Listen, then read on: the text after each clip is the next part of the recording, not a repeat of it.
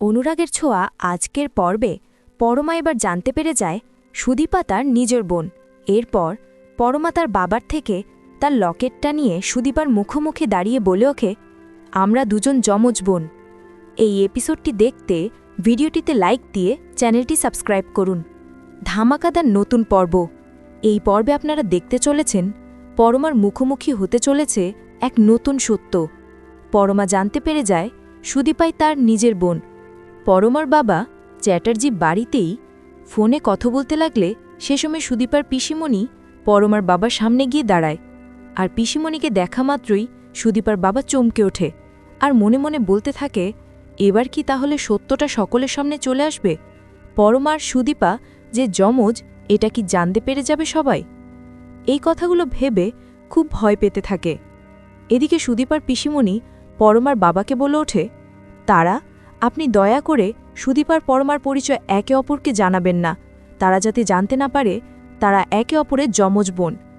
ভাগ্য তাদের এক করেছে, এখন যা হবে ভগবান দেখবে।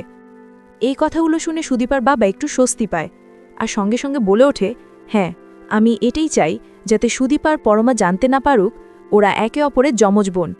এদিকে পরমা তার বাবাকে খুঁজতে সেই সকল কথা শুনে চমকে ওঠে আর মনে মনে বলতে থাকে, এসব কি বলছে বাবা?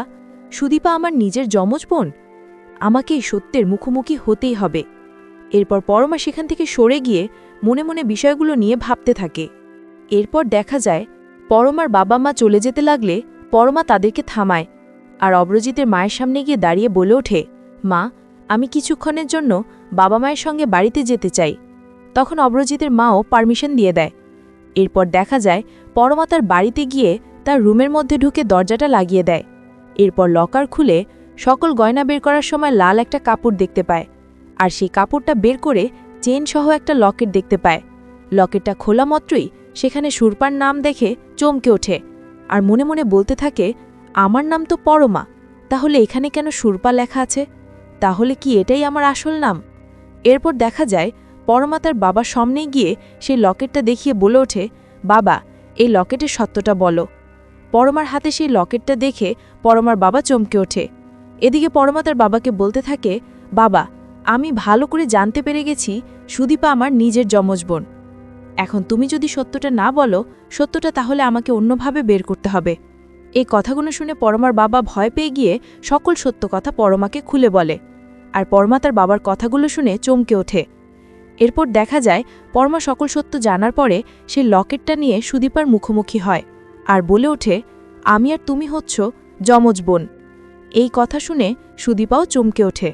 তো ভিউয়ার্স, এমনটাই যদি নতুন পর্বে হয় আপনাদের দেখতে কেমন লাগবে? আপনাদের মতামত আমাদের কমেন্টে জানান। ধন্যবাদ।